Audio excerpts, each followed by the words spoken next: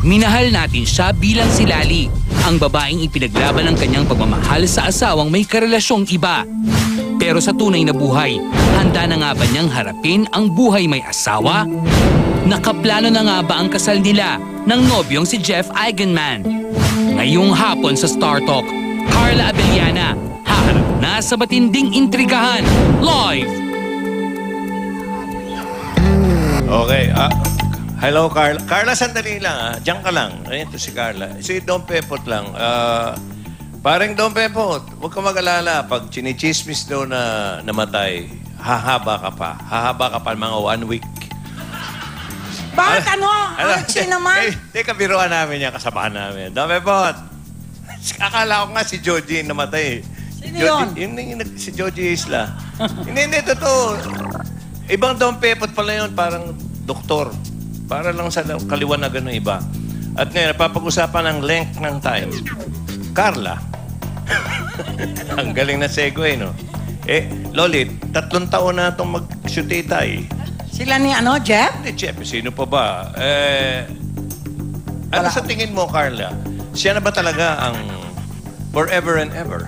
Siyempre lahat naman po tayo, di ba, na pumapasok sa isang relationship, yun ang gusto at yun ang goal. Gagawin mo lahat para dun din mauwi, para hindi masayang yung relationship. Pero kung ganyan naman kaganda, Diyos ko, hindi na pinag-iisipan niya. Oo nga.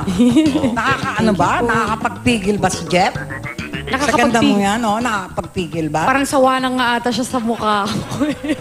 Hindi naman. Kaya nga.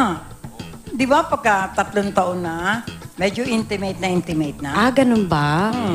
Kayo?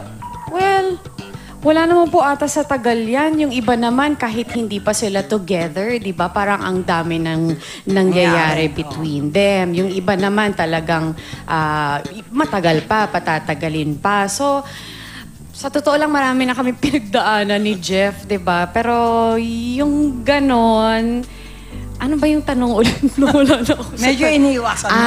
Kasi iniba mo yung tanong mo Ang tanong niya sana yung, totoo ba na may no house, no wedding kayo? Ay, oo. Yes. Opo. Kumbaga... Paki-explain ka lang, Sige. Carla. Conservative ako, Tito Joey. Tsaka, yun yung hindi naman nakuha ng lola ko or ng mami ko nung sila kinasal. Di ba? Hindi naman sila, kumbaga...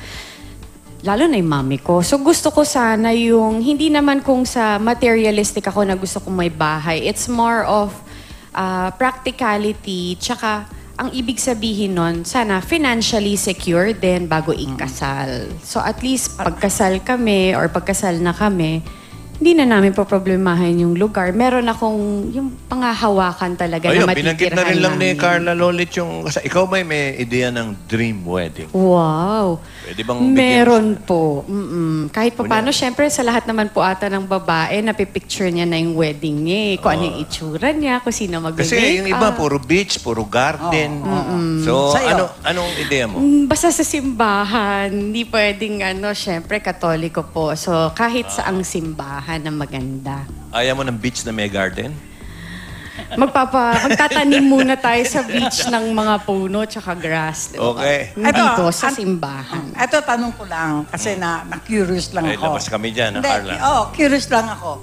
Kasi there was one time na nag-post ka yata sa Facebook na di ba? Ang pinakamagandang babae sa balat ng lupa, yung lola mo. Sa Instagram po yun. So, at that time, ginagawa ni Marian Rivera yung pinakamaganda yung Carmela, Meron bang mali siya dun sa pagkakapost mo? Siyempre, wala. Oo naman. Hindi naman tayo nabubuhay para manira ng iba or kumbaga may intention ka na meron kang tatamaan. Siyempre, hindi naman tayo nabubuhay na gano'n yung ginagawa natin. So, ano lang yon, bad timing lang yun. So, walang hindi ito intention whatsoever. So, wala kayong samaan ng loob ni Marian? Wala po. Pabihira ka. Huwag niyo kami pag-awayin. Yung pinakamaganda nga ni Gloria Diaz, kabayo Oo nga. Di ba? Pinakamagandang hayop. Ano naman Hayop ibig naman sabihin yun? Wala. May mga pinaka na iba-ibang bagay. May pinakang nanay, pinakang lola, pinakang kabayo. Ikaw ang hindi ko alam Pinaka nakakabuisit o nakakaasar. Kita mo? Nakakabuisit. Wag na. Baka madlib ka pa. Wag na. Si Okay. El, baka si El. Kaya nandito si Carla, mga kaibigan, meron siyang importante pa sa wedding nila ni Jeff. Tindi, no?